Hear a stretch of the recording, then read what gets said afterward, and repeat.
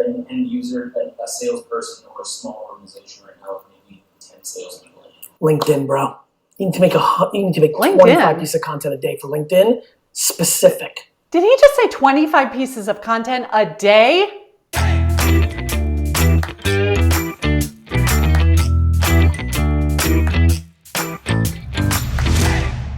Hey there, content strategists. Karin Carr here, teaching business owners how to kill it in business without killing themselves. Today, I am reviewing a video by the amazing and more than a little intimidating Gary Vee called How to Make 100 Pieces of Content in a Day.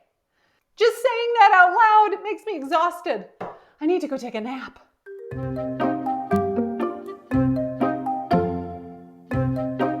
Be sure to subscribe for more Realtor Reacts videos just like this, and be sure to watch to the end where I give you my impression of how feasible this content strategy actually is for busy real estate agents. So without further ado, let's watch. Primarily an end user, a salesperson, or a small organization right now with maybe 10 salespeople. LinkedIn, bro. You need to make 25 pieces of content a day for LinkedIn, specific. All right, I'm going to respectfully disagree with Mr. V, and here is why.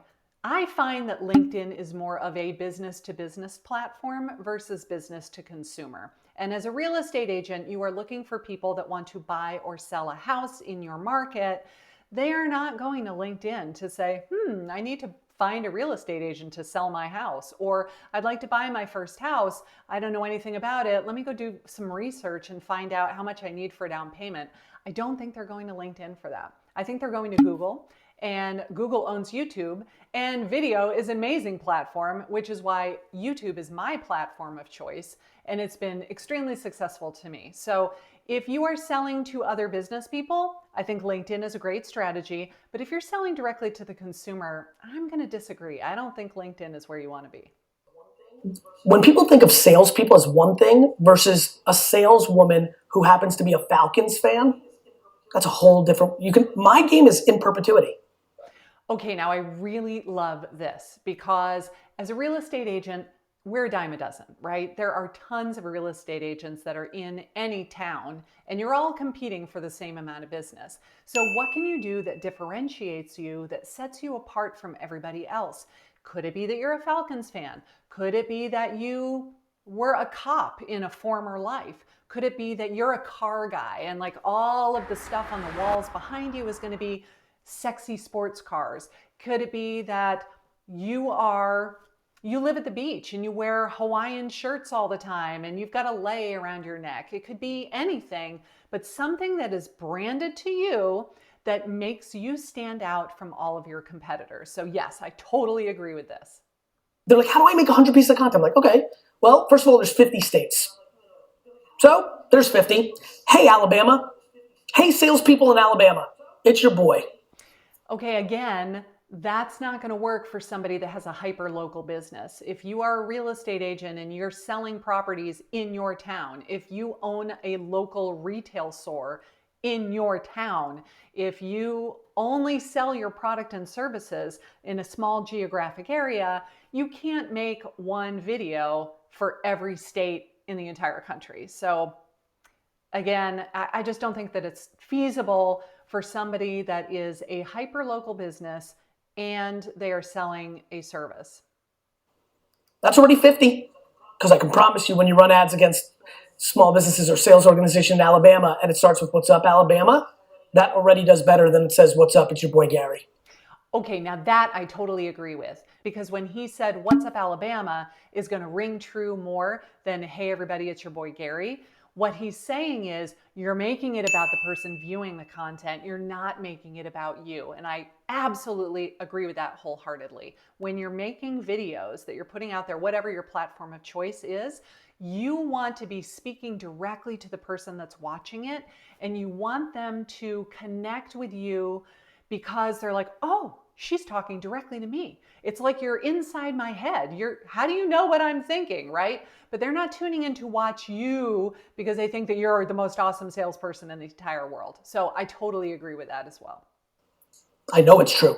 You start then saying, you should then do that piece of content when the Auburn-Alabama game is going on, and you make some sort of reference point that says, if you're an Auburn fan and leave a comment, or if you're a Bama fan, leave a comment in LinkedIn, whoever wins the game, that person gets 10% off, the other one gets to cry twice.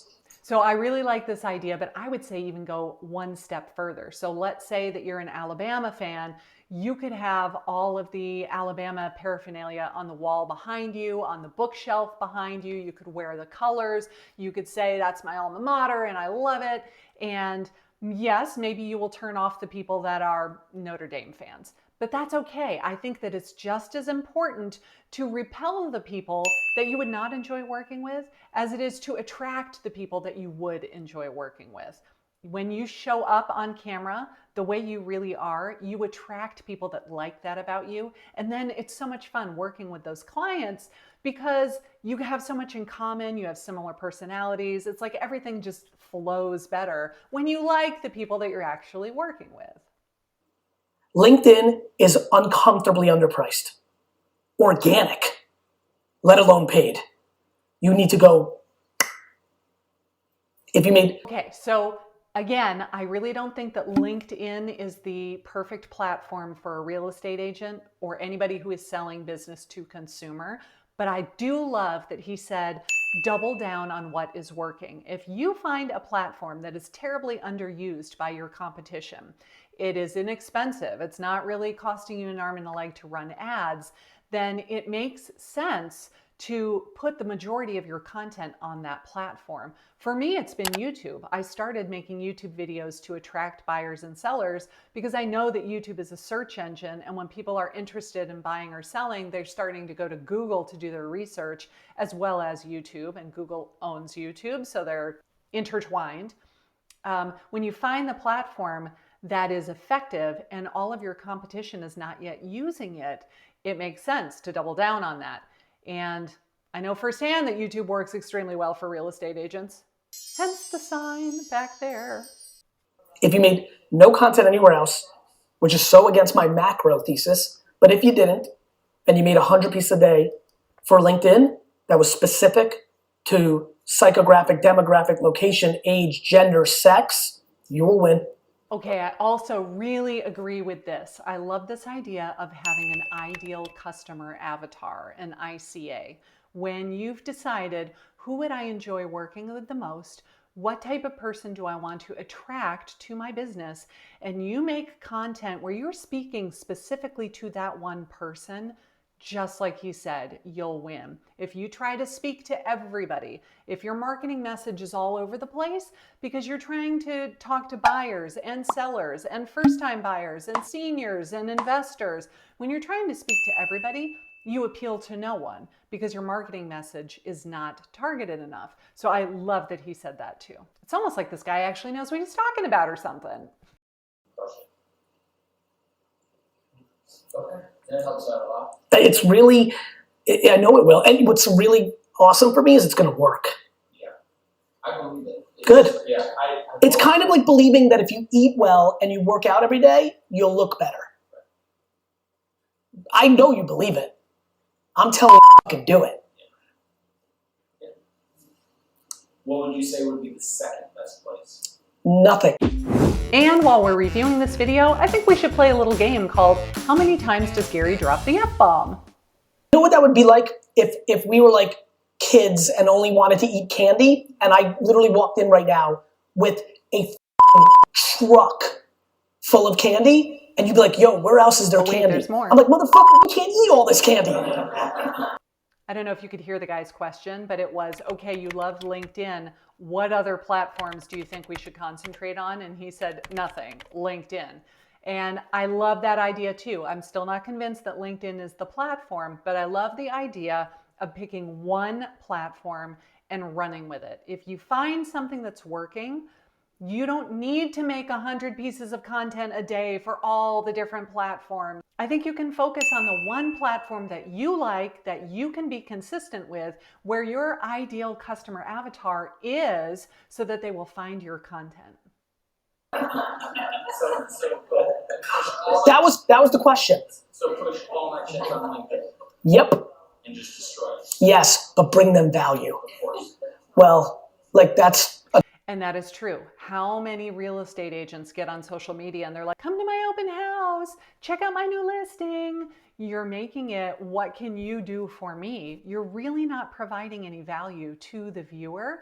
Instead, we've got to think about what videos could I make where, yes, I'm getting in front of my ideal client, and yes, I'm getting FaceTime with them, and yes, it's branding for my business, but I'm providing value to them so that when the time comes for them to buy or sell, they're going to remember me. It's terribly easy, but I think with enough content, I can start digging into. and then start reading comments. Ask questions. One of the things that very few people do is make content to ask questions. I love that because then you get answers in the comments, which then leads you to the next piece of content. So much of my content is actually not made for any other thing than an insight to a hypothesis. And I really love that too. If you take the time to read the comments, sometimes people will say, you know, I wish I knew more about blah, blah, blah. Or you should do a video sometime telling me about the school districts in your area. They will tell you what they want to see more of. They will tell you the content that resonates with them. And if you'll just take the time to read those comments, it gives you a wealth of ideas for future content pieces. Because then you get answers in the comments, which then leads you to the next piece of content. So much of my content is actually not made for any other thing than an insight to a hypothesis. It's how I got to all the content that I talk about today. There was no strategy session where I'm like, I'm gonna make content about parenting. And I would go even a step further. If you are using YouTube, you can go to your analytics and see which videos are getting the most views, the most watch time, the most engagement. They're watching it as all the way to the very end. They're giving the thumbs up. They're saving it to a playlist. They're doing all of those things. They're clicking on the cards in the videos. When you see the videos that are resonating the most with your viewing audience, then go make more content like that. That's what they want to see. If nobody's watching your market update videos, they don't want to see market update videos. It's kind of a no-brainer, but we need to stop making the content that we want to talk about and start making the content that the viewer wants to see. All right, so that was the whole video. My review is a lot of what he said is amazing, and that's why Gary Vee is where he is. But do you have to make 100 pieces of content a day in order to be successful?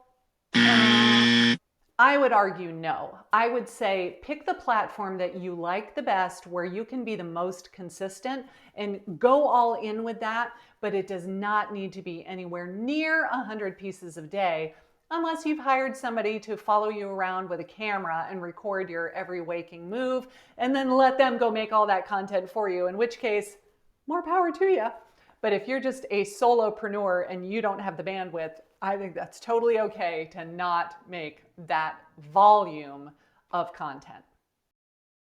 So is it necessary to make 100 pieces of content a day? I would argue no. In fact, I just did a video all about how to avoid being overwhelmed in business by picking one platform and committing to it. So I think you should watch that one next.